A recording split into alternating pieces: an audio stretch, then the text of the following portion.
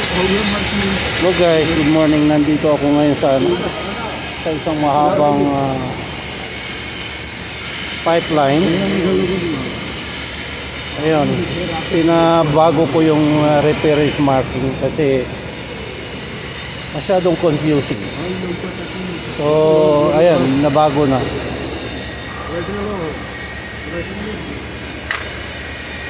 Okay, how much that one? 200? 200, huh? Put proper marking, my friend. Then make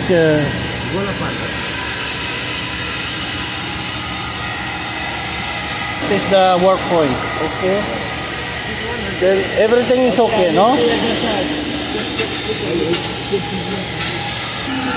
So that one 200. 200. Okay. This one, why too much marking there? Can you remove that one? I cannot understand that one. Please make only one line to avoid confusion.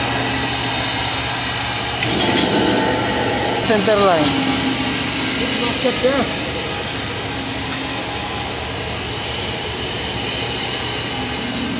This center line, huh? Yeah, this center line. 100. Here 200. Here 100.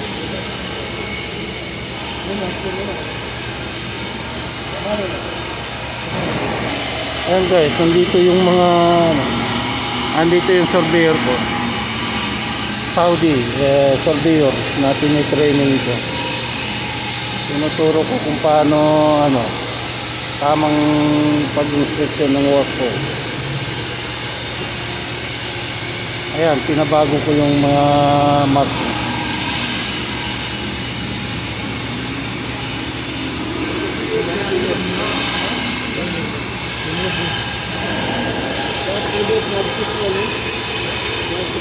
Foreman, next time if you see like that to your people, immediately inform them to replace it, okay?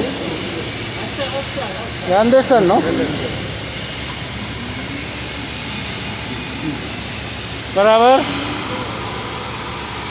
See, now remove this change.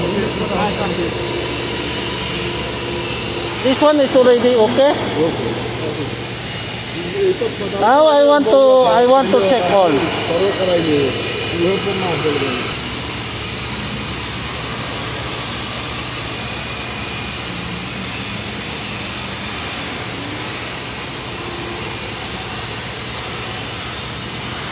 57. 50 this paint. Huh? This paint 1 mm. 1 mm is FBA? Okay. No problem. 1 mm, no problem. So he do हमारी ना he नहीं ना दूध ना हो गई बराबर देखो this is straight, no?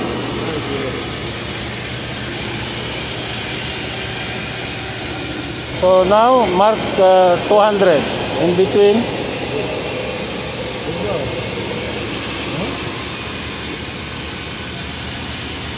Okay, that's right. Okay.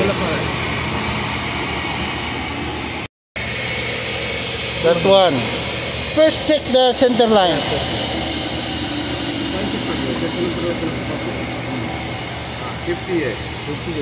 Other side. It is in level, huh?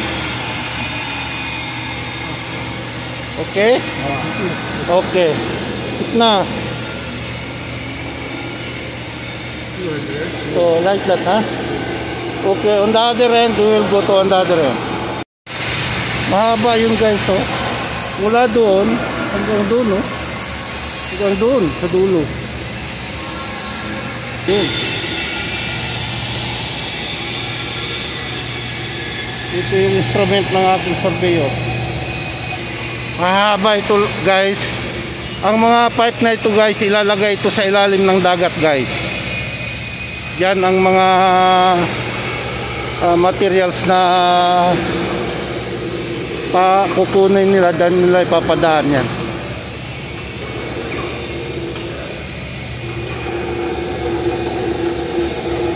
Okay, hanggang dito.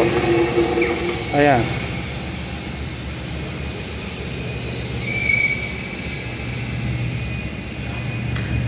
Itong mga ito hindi mapagkaptiwalaan itong mga lahi na ito eh.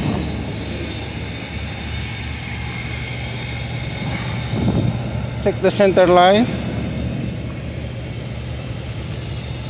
बहुत यादव जी के लेवल लेके काम कर रही है तो हमारा लगा क्या है उतर This is what is this plants?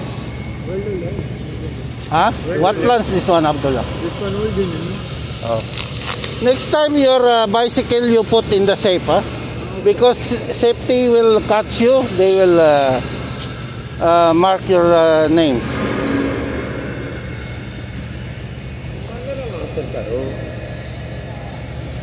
चला जा ये वो पॉइंट मारवा पिछला वाला नंबर तो पास हो Ang pintura na ito, guys, FB coated ito, guys.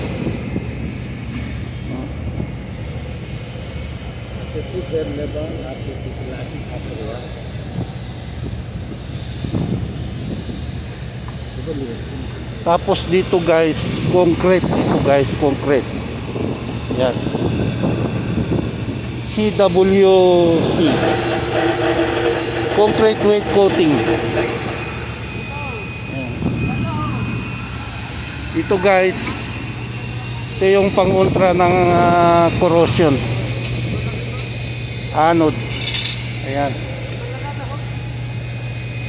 Para ang corrosion dito huhulihin ng anode na ito. 200 also. Okay, mock circle. So ayan, guys, nandoon sa malayo, guys. Oh. Foreman, how many meters this one from here to there? 65 meters. Ayan, guys, ganyan kalayo yan. 65 meters ang ano na ito. Subsea school ang tawag nito, subsea. Kasi ilalagay ito sa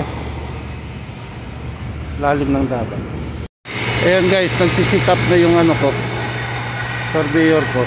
Actually ito siya dating training sa Peter. Kaso lang nangangailangan ako ng Saudi na surveyor, ay inirekomenda sa akin ito. Tinatanggihan ko sana pero kailangan namin ng percentage ng Saudi, at least 20% kasi sa isang department mayroong Saudi, kaya pinagtatsagaan ko ito. Ngayon marunong na. How many months now in our department? Year? No, 2 years 7 months. No, in our department. Yes. 2 years? 2 years 6 months like this. 2 years 6 months? Yes. Oh, I thought 1 year only. No. You can see that one, you can see it. Yes, yes, but I waiting for me. Visible, huh? Let me check.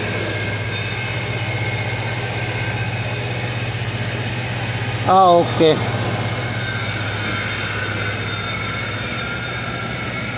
Noong 2009, guys, ito yung trabaho ko dito. Tapos after 1 year, kasi dati naman akong supervisor, ginawa akong coordinator ng aking boss na Italian. So ibig sabihin yung coordinator, mas higher siya sa superintendent. Mas mataas siya sa superintendent. Ayan. Kaya ngayon ang aking position is jack of all trades na ako eh. Supervisor, coordinator, nag-drawing sa AutoCAD na rhinoceros, nag-i-inspection ako, talagang personal para ituro sa kanila kung anong dapat gagawin. Ayan, guys, oh, kikita mo yung infrared doon. Ayan. So kailangan talagang gabayan sila. Nagpasalamat nga ngayon yung assistant kong Indiano, ay nirekomenda ko na maging supervisor, kaya medyo hindi na ako nahirapan kasi may katuwang na ako na mayroon akong supervisor. Kasi magiging ano na kami, magdagdag pa kami ng manpower na surveyor, yung tinatawag nila na mechanical surveyor. Iba kasi ang civil na surveyor, guys, against dito sa aming trabaho. Pag dinala mo yung civil surveyor dito, hindi marunong. Kasi iba dito eh. Ang sa kanila, inches ang kanilang tolerance, dito in terms of millimeter ang tolerance dito. Precise, no? At saka ano, stringent yung aming work dito. Basta-basta kasi billion yung halaga nitong project namin. Billion dollar. Ayan, guys. So now everything is in place now. So you are confident now. Okay, I am going to jacket area. Thank you, Abdullah. Bye.